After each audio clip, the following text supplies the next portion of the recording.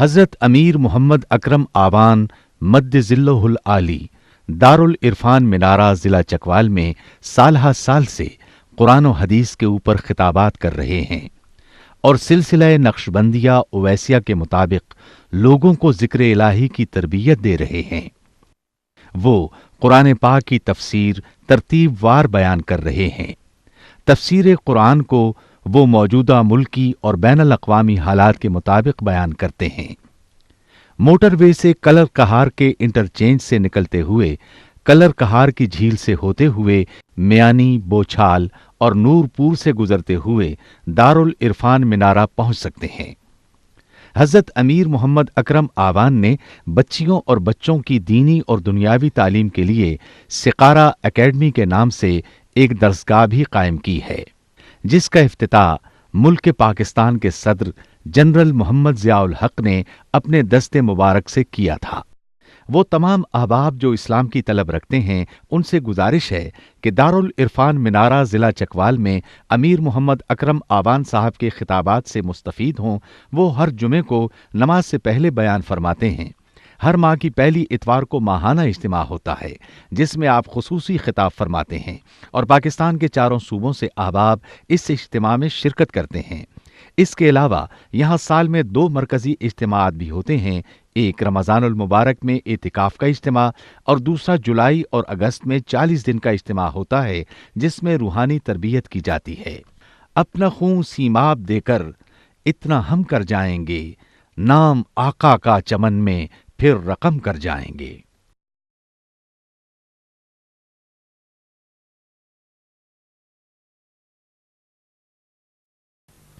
الحمدللہ رب العالمین والصلاة والسلام علی حبیبہ محمد وآلہ واصحابہ اجمعین، اما بعد فاعوذ باللہ من الشیطان الرجیم، بسم اللہ الرحمن الرحیم۔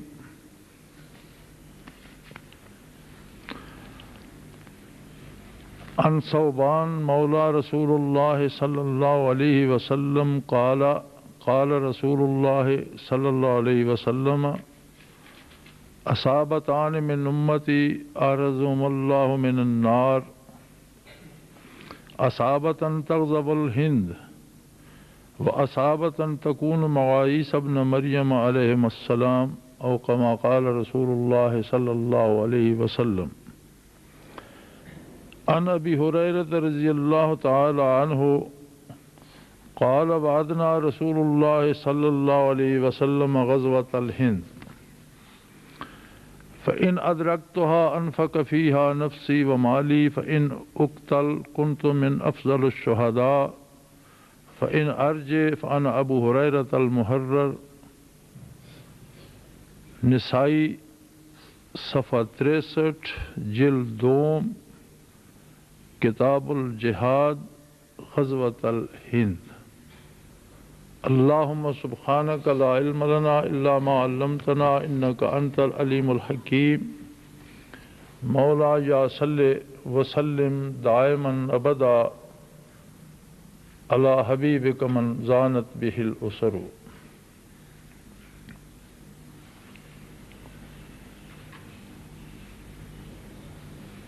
نبی علیہ الصلاۃ والسلام اصدق الصادقین، امام الانبیاء، خاتم الانبیاء، اللہ کے آخری نبی اور رسول، جن کے بعد کوئی نیا نبی آنے والا نہیں اور جن کی امت کے بعد کوئی نئی امت آنے والی نہیں۔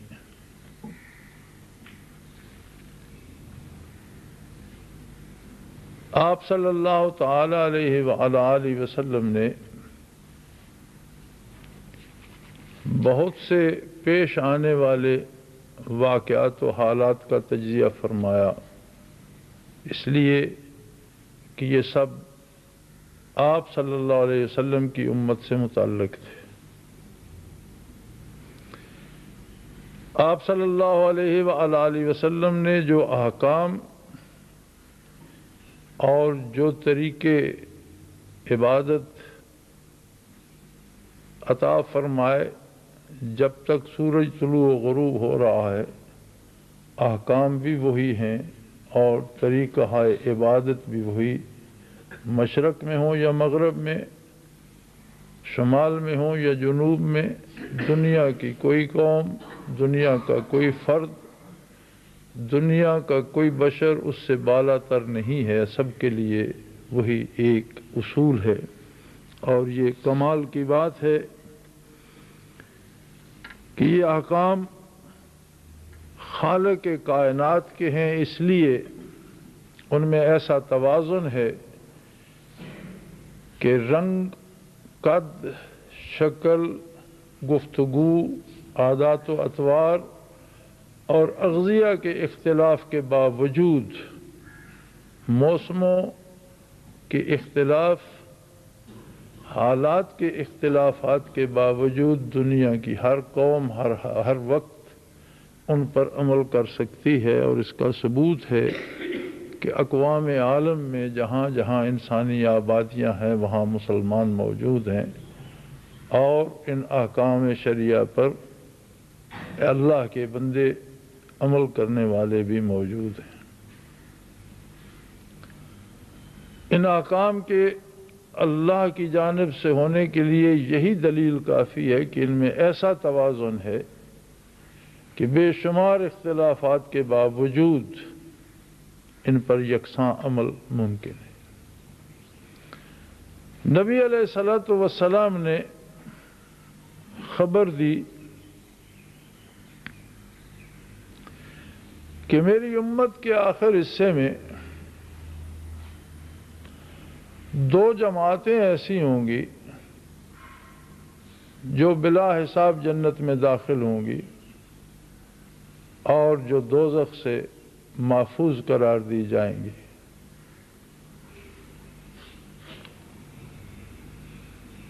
اصابتاً تغضب الہند، ان میں ایک جماعت وہ ہوگی جو غزوہ ہند میں شریک ہوگی۔ وَأَصَابَةً تَكُونُ مَعَ عِیسیٰ ابْنَ مریم علیہ السلام، اور دوسری جماعت وہ ہوگی جو نزول عیسیٰ علیہ السلام پر ان کی رفاقت میں جہاد کرے گی، جس کے لیے حضرت ابو ہریرہ رضی اللہ عنہ دعا کیا کرتے تھے اور فرمایا کرتے تھے، ابو ہریرہ رضی اللہ عنہ قال وعدنا رسول اللہ صلی اللہ علیہ وسلم غزوۃ الہند۔ حضرت ابی ہریرہ رضی اللہ عنہ کے نزدیک آپ کا ارشاد محض خبر نہیں، وعدہ رسول ہے۔ وہ فرماتے تھے کہ نبی علیہ الصلوۃ والسلام نے ہمارے ساتھ جہاد ہند کا وعدہ فرمایا ہے۔ فَإِنْ أَدْرَكْتُهَا، اگر میں غزوۃ الہند کو پالوں، انفق فیہا نفسی و مالی، میں اپنا مال اپنی جان اس پہ نچھاور کر دوں۔ فَإِنْ أُقْتَلْ، اگر اس میں شہید ہو جاؤں، قتل ہو جاؤں، كُنْتُ مِنْ أَفْضَلِ الشُّهَدَاء، تو میرا افضل شہداء میں شمار ہوگا۔ فَإِنْ أَرْجِعْ، اور اگر میں اس سے زندہ واپس آ جاؤں، فَأَنَا أَبُو هُرَيْرَةَ الْمُحَرَّرُ، تو لوگ کہیں گے یہ ابو ہریرہ وہ ہے جو دوزخ سے آزاد ہے۔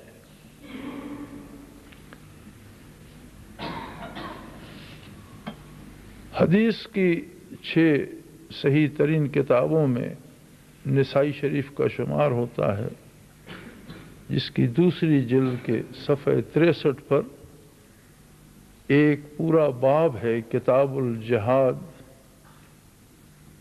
جس میں پھر ایک چھوٹا باب ہے غزوۃ الہند، کتاب الجہاد غزوۃ الہند۔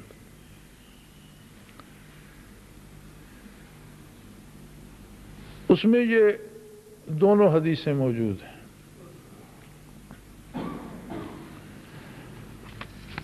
ابھی بات ہو رہی تھی میرے ساتھ کہ حالات حاضرہ پہ کچھ بات کیجئے۔ حالات حاضرہ ان 2 احادیث کی روشنی میں کم از کم میرے لیے جو میں سمجھ رہا ہوں وہ بڑے واضح، روشن اور غیر مبہم ہیں۔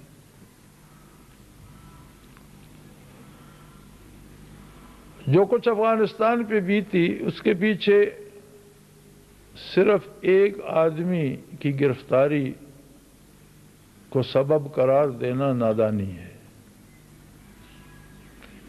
کسی ایک آدمی کی گرفتاری کے لیے کسی پورے ملک کو تباہ کر دیا جائے اور اس کے بعد وہ آدمی گرفتار بھی نہ ہو سکے،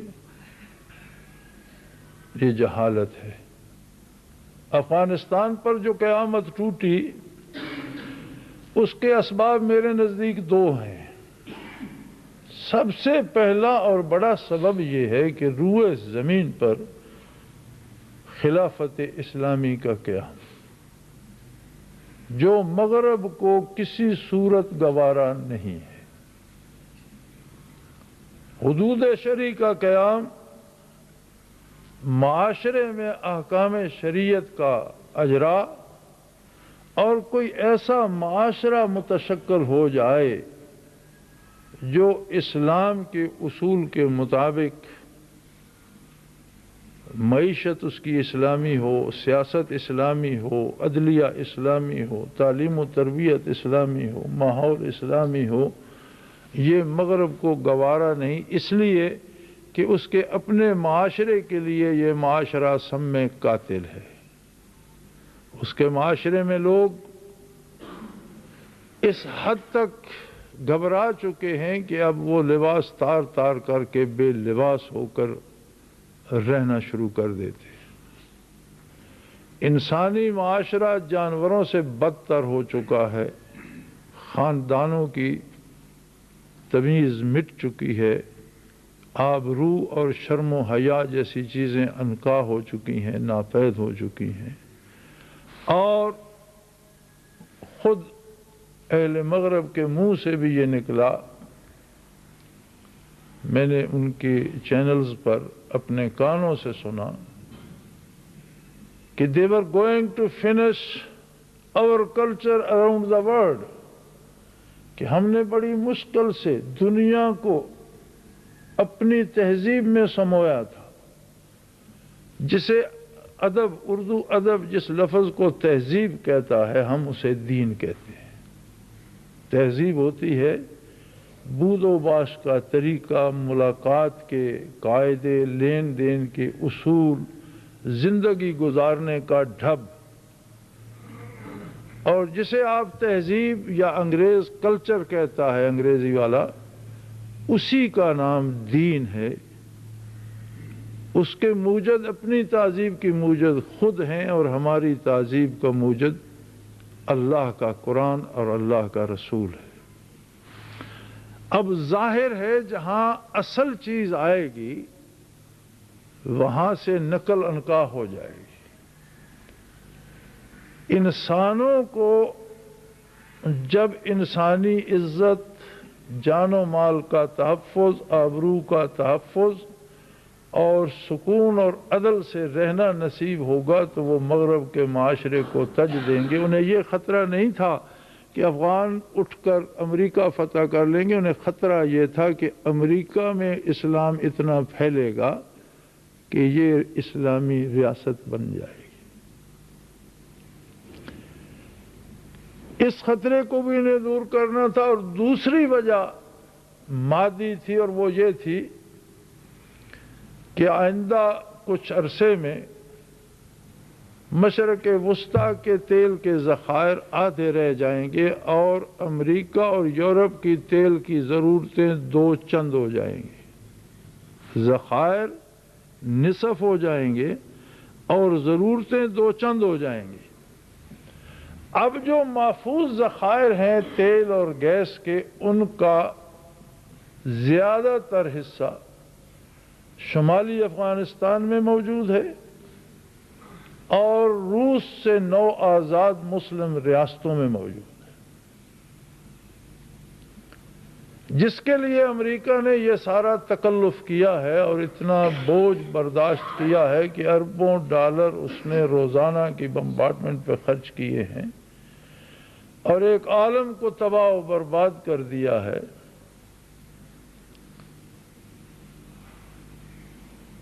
اب اس سے آگے جو حالات پاکستان کو پیش آ رہے ہیں، یہ امریکہ بھی جانتا ہے کہ اسامہ بن لادن تورا بورا میں نہیں رہ سکتا۔ تورا بورا معروف پہاڑ ہیں، اور ان میں جو غار بنے ہیں وہ غار امریکن انجینئرز نے ڈیزائن کر کے امریکی خرچے پر روس کے خلاف بنوائے تھے، جس کا نقشہ اور جس کی تصویریں امریکہ ٹیلی ویژن پر بارہا دکھا چکا ہے۔ اگر اسامہ کو امریکہ سے بھاگنا ہے تو کیا وہ امریکہ کے بنائے ہوئے غاروں میں پناہ لے گا؟ تو پھر امریکہ اس پہ سر کیوں پٹک رہا ہے؟ پھر اس کی جستجو کیوں شروع کر دیتا ہے؟ اس لیے کہ اسی نام کے حوالے سے وہ پاکستان کے شمالی پہاڑوں میں داخل ہونا چاہتا ہے۔ اسامہ کی تلاش انہی پہاڑوں کے راستے شمالی علاقے میں جائے گی، اور جب تک ہمالیہ کی بلندیوں پر امریکہ کا بیس نہیں بن جاتا، امریکہ نہ افغانستان میں اپنا کام کر سکتا ہے اور نہ شمالی ریاستوں میں، ایشیائی ریاستوں میں کر سکتا ہے۔ وہاں بیٹھنے کے لیے اسے روس سے، چین سے، ایشیا سے تحفظ چاہیے، جس تحفظ کے لیے وہ شمالی پہاڑوں پر پہنچنا چاہتا ہے۔ اس سارے پس منظر کے مقابلے میں دیکھا جائے تو ہندوستان اور پاکستان کی جنگ ناگزیر ہو جاتی ہے۔ یہ الگ بات ہے کہ وہ 10 دن بعد ہوتی ہے، 2 مہینے بعد ہوتی ہے، سال بعد ہوتی ہے۔ امریکی مداخلت کے لیے ہندوستان اور پاکستان کی جنگ ضروری ہے۔ ہندوستان کو جلدی یا بدیر کشمیر پر حملہ آور ہونا ہے۔ وہاں جنگ ناگزیر ہے، اور جو لوگ اس خوش فہمی میں ہیں کہ اس سے بچا جا سکتا ہے، وہ اس کبوتر کی مانند ہیں جو آنکھیں بند کر کے خود کو بلی سے محفوظ سمجھنے لگتا ہے۔ یہ جنگ اس لیے ناگزیر ہے کہ اگر پاکستان اور ہندوستان میں جنگ نہیں ہوتی تو امریکہ کا داخلہ اس آسانی سے ممکن نہیں جس آسانی سے اس جنگ کے حوالے سے وہ مداخلت کر سکتا ہے۔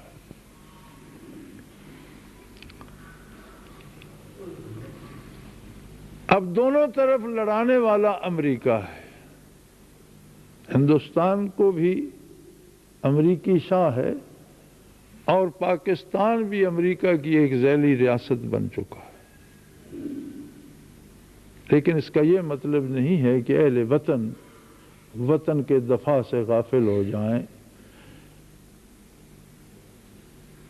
ملکی سلامتی مقدم ہے ساری چیزوں سے، اور ہر چھوٹے بڑے مسلمان پر جہاد فرض ہے۔ جو پاکستان میں سانس لیتا ہے یا جس کا پاکستان سے تعلق ہے، اس پر فرض عائد ہوتا ہے کہ وہ اپنی پوری دیانت و امانت کے ساتھ اس دفاع میں شریک ہو۔ حکومت کے ساتھ اختلافات اپنی جگہ، اور ہمارا بحیثیت الاخوان حکومت سے ایک ہی اختلاف ہوتا ہے، اور وہ ہوتا ہے طرز حکومت پر۔ کسی فرد سے، کسی ذات سے، کسی سیاسی جماعت سے، کسی سیاسی لیڈر سے ہمارا اختلاف نہیں ہے۔ ہمارا اختلاف طرز حکومت پر ہے کہ یہ وطن لاکھوں جانوں کا نذرانہ دے کر اسلام کے لیے حاصل کیا گیا تھا، لہذا اس پر اسلام ہی کی حکومت قائم کی جائے۔ اور یہ اختلاف نہیں ہے، یہ ہمارا حق ہے، جس کے لیے ہم ساری عمر لڑتے رہے ہیں، اور جب تک دم میں دم ہے اس کے لیے لڑتے رہیں گے انشاءاللہ العزیز۔ لیکن اگر ملکی سلامتی پر آنچ آئے تو الاخوان کا ہر فرد اپنی قومی فوج کے ہم رکاب اپنا جان، اپنی خون دینا سعادت سمجھے گا۔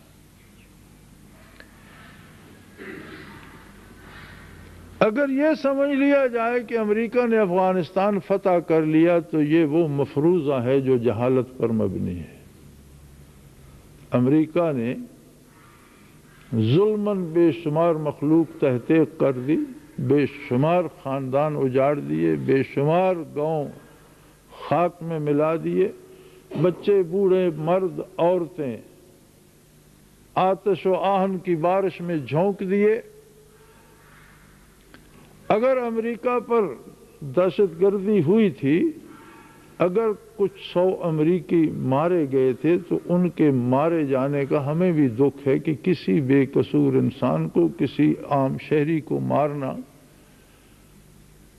جس کا کوئی کسی جنگ میں حصہ نہ ہو، اس کو مارنے کی اجازت اسلام نہیں دیتا اور اسے دہشت گردی قرار دیتا ہے۔ لیکن اس کا یہ مطلب نہیں ہے کہ اگر چند 100 امریکی مرے ہیں تو لاکھوں مسلمانوں کو، جنہیں امریکہ کا نام نہیں آتا، جن کے ذہن میں امریکہ کا کوئی تصور نہیں ہے، انہیں بھی تہہ تہہ کر دیا جائے اور ظلماً قتل کر دیا جائے۔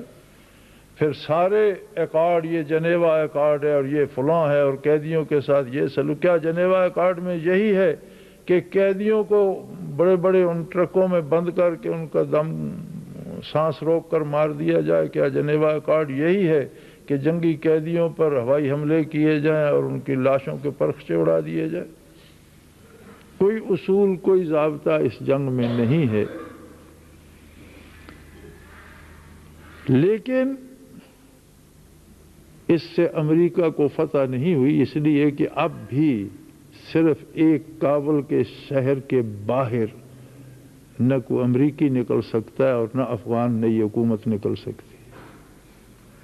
امریکی اور برطانوی ساری فوجوں کی طاقت ایک شہر پر مرتکز ہے اور اسی ایک شہر کو بار بار ٹیلی ویژن پہ دکھایا جا رہا ہے، جبکہ پورا ملک وسیع پڑا ہے اور جس میں انشاءاللہ اس قتل عام کا رد عمل، جذبہ جہاد، قیام خلافت اسلامیہ کی امنگیں کروٹیں لے رہی ہیں اور جسے ابھی امریکی فوجیوں اور برطانوی فوجیوں کو فیس کرنا ہے، جو سامنے آ رہا ہے۔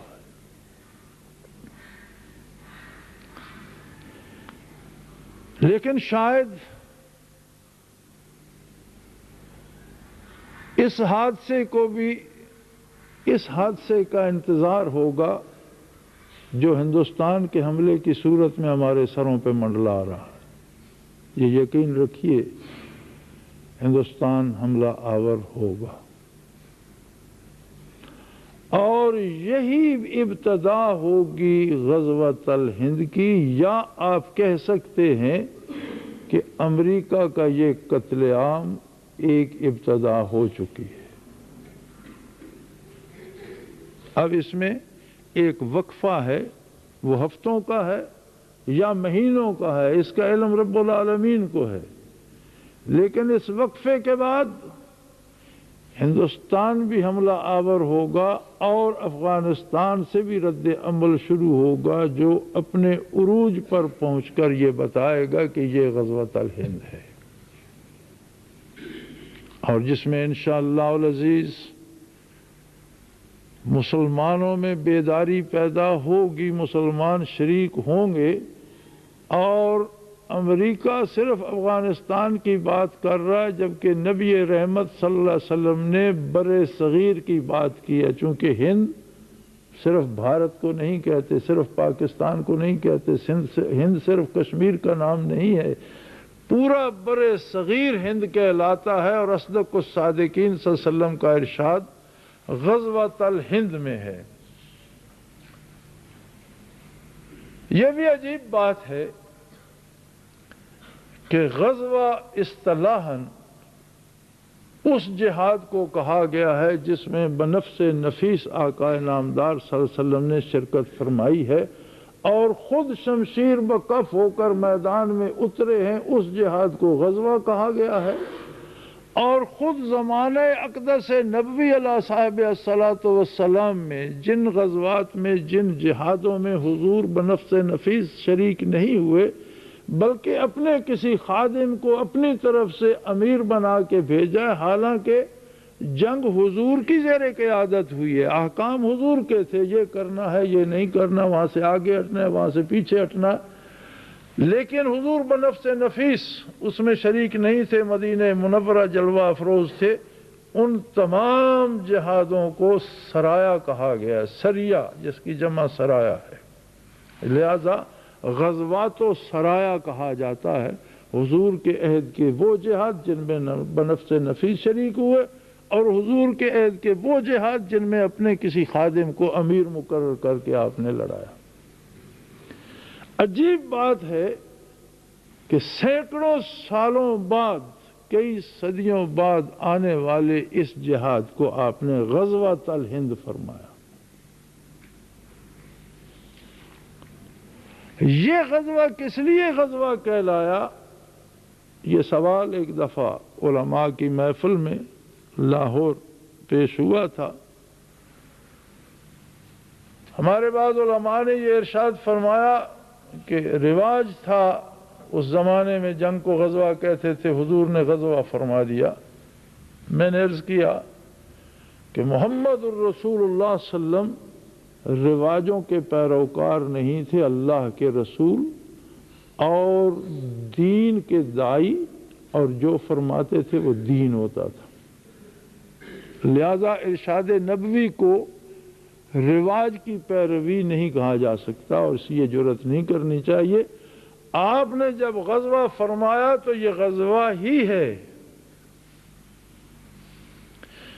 رہی بات کہ حضور بنفس نفیس تو اس میں شریک نہیں، حضور تو اس دار فانی سے دار بقا کو تشریف لے جا چکے، لیکن نبوت آپ ہی کی ہے، دین آپ ہی کا ہے، اور اس جہاد میں وہ توجہ نصیب ہوگی محمد الرسول اللہ کی جو بدر و احد میں یا ان مختلف غزوات میں جن میں بنفس نفیس شریک تھے، انشاءاللہ وہی توجہ اس جہاد ہند میں نصیب ہوگی مجاہدوں کو۔ اس لیے نبی کریم صلی اللہ علیہ وسلم نے اسے غزوۃ الہند قرار دیا۔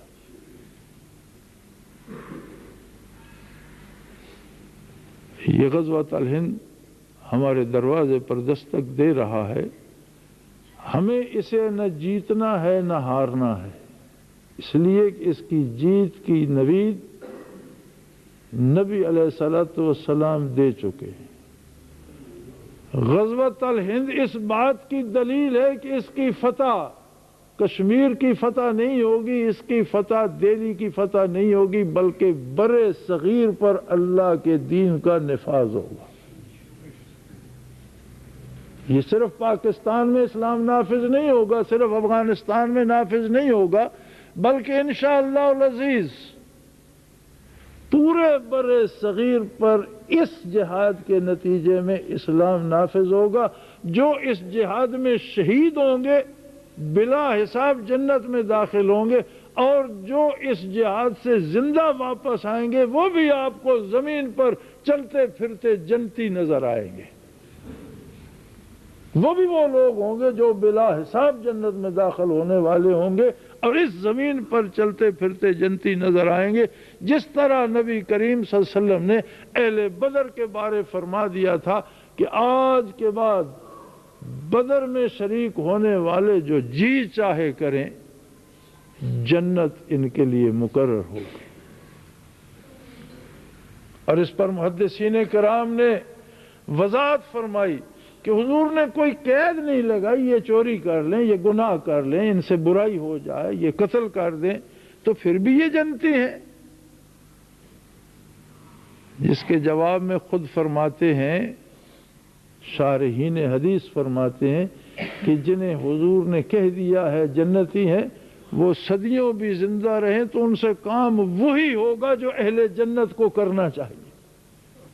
اللہ انہیں محفوظ قرار دے دیتا ہے، گناہ سے حفاظت کرتا ہے۔ اس لیے حضور علیہ السلام نے فرمایا کہ میرے بعد اگر امت میں اختلاف پیدا ہو جائے اور اہل بدر میں سے ایک بندہ زندہ ہو، پوری امت کی رائے دوسری طرف ہو، تو عمل اس پر کیا جائے گا جو اہل بدر کی رائے ہوگی، اس لیے کہ اس کی رائے صحیح ہوگی، وہ جنتی ہے، وہ غلط بات اللہ اس کے منہ سے نکلوائے گا نہیں۔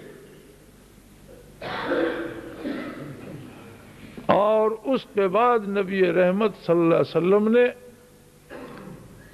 فاتح قسطنطنیہ کے لیے بشارت دی تھی کہ جو لشکر قسطنطنیہ فتح کرے گا وہ بلا حساب جنتی ہوگا، اور اس کے بعد فرمایا کہ وہ لوگ جو غزوۃ الہند میں شریک ہوں گے وہ بلا حساب جنتی ہیں، اور اس کے بعد وہ جماعت بلا حساب جنتی ہے جو عیسیٰ علیہ السلام کے نزول کے بعد ان کے ساتھ مل کر جہاد کرے گی۔ لہذا حالات حاضرہ ارشادات نبوی کی روشنی میں بالکل واضح ہے کہ ہندوستان جنگ میں کودے گا، جنگ مسلط کرے گا مسلمانوں پر، اور اس کا دفاع انشاءاللہ العزیز مجاہدین اسلام کریں گے، افواج پاکستان کریں گی، اور غازیان افغانستان کریں گے، غازیان پاکستان کریں گے۔ وہ لوگ جو یہ فیصلہ کر چکے ہیں کہ ہمیں محمد الرسول اللہ کے ارشاد پر یقین ہے اور ہم اس جنت کے حصول کے لیے اپنی جانیں دیں گے، وہ لوگ کریں گے۔ غزوہ احد میں جب اہل مکہ نے پلٹ کر حملہ کر دیا اور وہ حملہ پیچھے سے تھا اور گڈ مڈ ہو گئی، تو ایک صحابی، ایک اہل مدینہ میں سے ایک صحابی دوسرے ساتھی کو پکارتا ہے کہ واپس آ جاؤ، یہ لوگ نعرے لگا رہے ہیں کہ ہم نے اللہ کے رسول کو معاذ اللہ شہید کر دیا اور مسلمان ختم ہو گئے، تو کس لیے لڑ رہے ہو؟ اس نے کہا چھوڑو ان کی باتوں کو، میرے ساتھ آؤ، اس گھاٹی سے مجھے جنت کی بو آ رہی ہے، یہاں جنت پڑی ہے، ادھر آؤ میرے ساتھ آؤ، اور پھر وہ اسی وادی میں شہید ہو گیا۔ جس طرح جنتیں تب لٹی تھیں اس کے بعد جنت اب لٹ رہی ہے، اور اسے روکنا نہ حکومت کے بس میں ہے، نہ میرے بس میں ہے، نہ آپ کے اختیار میں ہے، اور نہ ہندوستانیوں کے اختیار میں ہے، اس لیے کہ یہ غزوۃ الہند بنے گا تب ہی جب ہندوستان بھی اس میں کودے گا، جس کے لیے ہندوستان پوری طرح تیار ہے۔ سبب کوئی بھی بن جائے، بہانہ کوئی بھی بن جائے، وہ اسمبلی پہ حملے کا بہانہ ہے یا شاہی قلعے پہ حملے کا بہانہ ہے، یا ہو سکتا ہے اس کے بعد کوئی اور اس سے بڑا حادثہ ہو جائے، کیونکہ یہ دونوں حادثے بھی ہندوستان نے پلانڈ طریقے سے کروائے ہیں، یہ مجاہدین نے نہیں کیے۔ اگر مجاہدین ہوتے تو کسی ہندو لیڈر کو بھی مارتے، سپاہیوں کے ساتھ ہی تو نہیں لڑنا تھا، مارنے والے بھی ان کے تھے، مرنے والے بھی ان کے تھے، خود 4-5 بندے پکڑ کر لے گئے، انہیں گولی مروا دی، کا اسمبلی پہ حملہ ہو گیا، اس لیے کہ وہ ایک جواز چاہتے تھے۔ اور اب اس کا بودا پن ظاہر ہو رہا ہے، یہ بھی ہو سکتا ہے کہ کل کو کوئی اور ڈرامہ کریں اور اس میں کوئی اپنا لیڈر ہی مروا دیں، ہو سکتا ہے۔ کچھ بھی ہو، نتیجہ یہ ہوگا کہ شمالی علاقہ جات میں اور کشمیر پر ہندوستان حملہ آور ہوگا، ادھر امریکہ پہلے حملہ آور ہو چکا ہے، جس کے رد عمل میں نہ صرف پاک فوج، پاکستانی مسلمان بلکہ افغان بھی اٹھ کھڑے ہوں گے، اور تمام مسلمان مل کر اس غزوہ ہند میں شریک ہو جائیں گے، جس کا نتیجہ بڑی قربانیوں کے بعد مسلمانوں کے حق میں ہوگا۔ مٹھائی کی طرح یہ نہیں کھایا جائے گا، اس میں بے شمار لوگ شہادت سے سرفراز ہوں گے، بے شمار لوگ ایسے ہوں گے جنہیں اللہ کریم شہادت کی خلت سے نوازے گا، لیکن مسلمان ختم نہیں ہوں گے، انشاءاللہ المسلمان فاتح ہوں گے، اور بر صغیر پر اسلام نافذ ہوگا۔ اور یہ بھی یاد رکھیں، امریکی ریاستیں تھوڑے عرصے بعد ہی جواب دے دیں گی، اس جنگ کے اخراجات امریکہ کی ریاستوں کو الگ الگ کرنے پہ مجبور کر دیں گے۔ ابھی انہیں امید ہے کہ ہم افغانستان سے زیر زمین دولت نکال لیں گے، ابھی انہیں امید ہے کہ ہم ایشیا وسط ایشیائی ریاستوں سے دولت حاصل کر لیں گے، لیکن اس جنگ کی ابتدا جب انہیں نا امید کر دے گی کہ اب وہاں سے آنے والا کچھ نہیں، ریاستیں الگ ہو جائیں گی۔ انشاءاللہ العزیز امریکہ کا نام تاریخ میں تو ہوگا، زمین پر نہیں ہوگا۔ آنے والا وقت بتائے گا، لوگ کتابوں میں پڑھیں گے کہ یونائٹڈ اسٹیٹس آف امریکہ ہوا کرتی تھیں۔ انشاءاللہ ہمارے بچے آئندہ نصاب میں یہ تاریخ پڑھیں گے کہ زمین پر کوئی متحدہ ریاست ہائے متحدہ امریکہ ہوا کرتا تھا، اس کی ہر ریاست الگ ہو جائے گی اور امریکہ کا نام صفحہ ہستی سے مٹ جائے گا، اور یہ مٹنے کے لیے ابھر رہا ہے۔ یہ چراغ کی وہ لو ہے جو بجھنے سے پہلے بھڑکا کرتی ہے، امریکہ کا یہ غیظ و غضب وہ ہے جو مرنے سے پہلے درندے کا ہوتا ہے۔ اور یہ سارے وہ حالات ہیں جنہیں کوئی پیشگوئی کہنے کی ضرورت نہیں ہے، جنہیں کوئی کشف و کرامت کہنے کی ضرورت نہیں ہے۔ کوئی بھی جسے حالات کا تجزیہ کرنے کا شعور اللہ نے دیا ہے وہ ان حالات کی روشنی میں یہ سب کچھ دیکھ سکتا ہے۔ یہ روز روشن کی طرح واضح ہے۔ اب اس سب میں ہمارا کردار کیا اور ہم کس جگہ کھڑے ہیں، ہمارے اختیار میں کیا ہے؟ صرف ایک بات،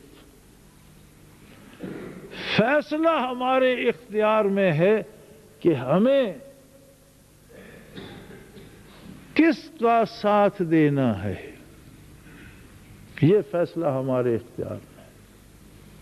فتح و شکست اس کے اختیار میں ہے، کسی کو سعادت نصیب کرنا اور کسی کو محروم کرنا یہ اس کے اختیار میں، لیکن انسان کا فیصلہ اس نے انسان کے بس میں دے دیا ہے، اور یہی فیصلہ روز قیامت صرف اعلان کیا جائے گا۔ اللہ کریم کوئی فیصلے نہیں کریں گے۔ فرما دیا کفا بنفسک الیوم علیک حسیبا، آج تو خود ہی اپنا جج ہے، جو فیصلے تو دنیا میں کرتا رہا ہے ان کا نفاذ آج ہو جائے گا۔ اگر تو نے حق کا ساتھ دینے کا فیصلہ کیا تو آج تجھے اہل حق کے ساتھ کھڑا کیا جائے گا، اور اگر تو نے باطل کا ساتھ دیا تو آج کے دن تجھے اہل کفر اور اہل باطل کے ساتھ کھڑا ہونا پڑے گا۔ جہاں وہ جائیں گے وہاں تو بھی جائے گا، اور جو حق کے ساتھ ہے جہاں اہل حق جائیں گے وہاں وہ بھی جائے گا۔ ہمارے لیے یہ فیصلے کا لمحہ ہے، ہمیں یہ طے کرنا ہے کہ ہم کس فریق، کس فوج اور کن لوگوں کا ساتھ دینے والے ہیں۔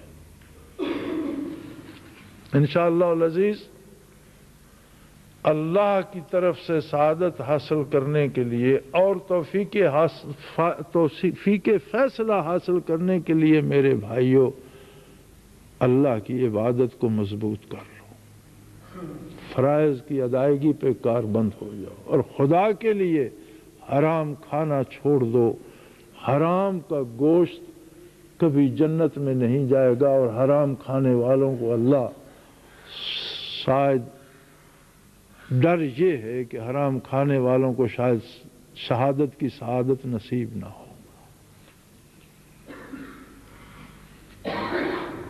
چونکہ نبی علیہ الصلوۃ والسلام مخبر صادق صلی اللہ علیہ وسلم نے خبر دی کہ جو گوشت کا ٹکڑا نبت من السحت، گوشت کا جو ٹکڑا حرام سے بنے گا، النار اولا بہ او کما قال رسول اللہ صلی اللہ علیہ وسلم، اس کے لیے آگ ہی موزوں ترین جگہ ہے۔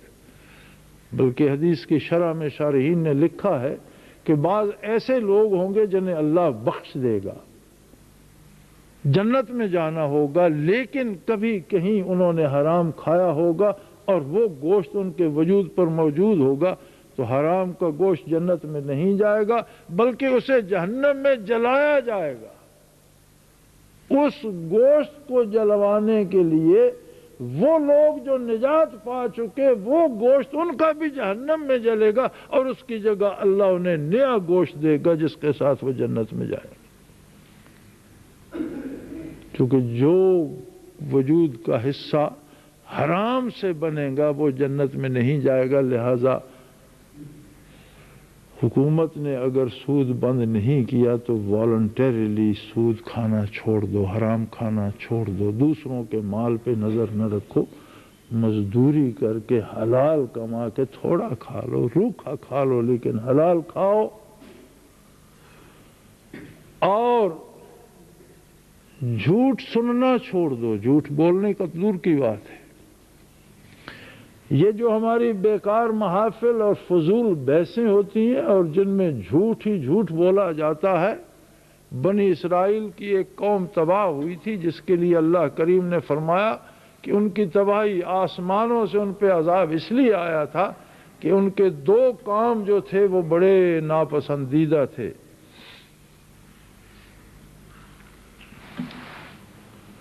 ایک وہ جھوٹ بولتے تھے اور دوسرے حرام کھاتے۔ یہ دو باتیں قرآن نے بتائی ہیں کہ حرام کھاتے تھے اور جھوٹ بولتے تھے، جھوٹ سنتے تھے۔ وَسَمَّاعُونَ لِلْكَذِبِ اَكَّالُونَ لِلسُّحْتِ وَسَمَّاعُونَ لِلْكَذِبِ، بولتے نہیں تھے، جھوٹ سنتے تھے۔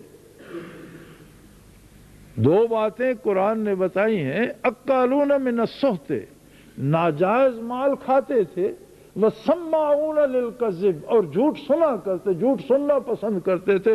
یہ جسے آپ گپ شپ کہتے ہیں، جسے آپ ہوٹل پر بیٹھ کر سیاسی گفتگو کہتے ہیں، یہ سارا جھوٹ سننا بھی سعادت ازلی سے محروم کر دیتا ہے، جھوٹ بولنا تو پھر بہت خطرناک بات ہو گئی۔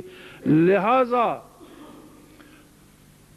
جسے یہ توقع ہے کہ اللہ اس پر رحم کرے، جو یہ چاہتا ہے کہ اللہ اسے افضل الشہداء میں شامل کر لے، یا جو چاہتا ہے کہ اللہ اسے دوزخ سے آزاد لوگوں میں زندہ رکھے، خدا کے لیے جھوٹ سننے سے بچو۔ جھوٹ بولنا تو دور کی بات ہے، جھوٹ بولنے سے بچو، جھوٹ سننے سے بچو۔ اللہ کے فرائض پر کاربند ہو جاؤ، محمد الرسول اللہ صلی اللہ علیہ وسلم کی پیروی کو اپنا شعار بنا لو کہ خدا آسمان سے مخلوق اتارنے والا نہیں ہے، اسی مخلوق سے ایسے سعادت مند بندے پیدا کرنے والا ہے جو اس عظیم جہاد میں شریک ہو کر ازلی سعادتوں سے بہرور ہوں گے۔ اپنی ٹانگیں زیادہ نہ پسارو کہ جنگ یقیناً ہونے والی ہے۔ اپنی تیاری جہاد کی کرو، اور جہاد کی تیاری کے لیے اطاعت الہی شرط ہے، احکام شرعی کی بجا آوری شرط ہے، محمد الرسول اللہ صلی اللہ علیہ وسلم کی پیروی شرط ہے، اور بڑا آسان سا نسخہ ہے، زیادہ سے زیادہ درود شریف پڑھتے رہا کرو، تمہیں اللہ کے نبی سے محبت پیدا ہو جائے گی۔ یہ وہ منزل ہے جو اور کسی راستے سے پائی نہیں جا سکتی۔ چلتے پھرتے اٹھتے بیٹھتے درود شریف کو اختیار کر لو، یہ لمحہ قیامت کا ہے، یہ انقلاب کی گھڑی ہے، اور انقلاب کا پہیہ جب گردش کرتا ہے تو لاکھوں نہیں کروڑوں لوگ کچلے جاتے ہیں، اور لاکھوں نہیں کروڑوں لوگ سر بلند ہو جاتے ہیں اور بلندیوں پہ پہنچ جاتے ہیں۔ اللہ کریم ہمیں اس سے کچلے جانے سے محفوظ رکھے اور سعادتوں سے بہرور کر کے سعادتوں کی بلندیوں پہ فروزاں کر دے۔ اپنی مال اور جان کو اس طرح پاکیزہ کرو کہ اللہ اسے قبول کر لے، اور کوشش کرو، ہماری کوشش یہ ہے کہ ہمارا دل یہ فیصلہ کرے کہ مجھے اللہ و اللہ کے رسول اور اللہ کے بندوں کا ساتھ دینا ہے۔ اس بات سے مت گھبراؤ کہ افغانستان میں بے شمار لوگ مارے گئے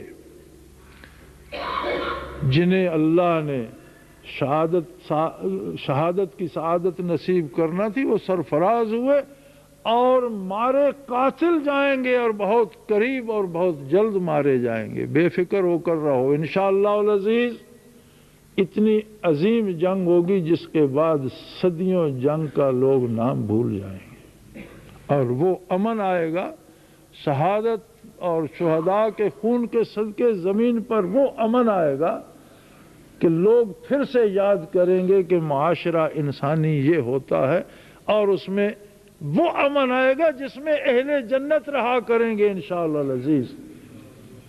لیکن اس امن کو لانے کے لیے ہمیں قربانیاں دینا ہوں گی، ہمیں قربان ہونا ہوگا۔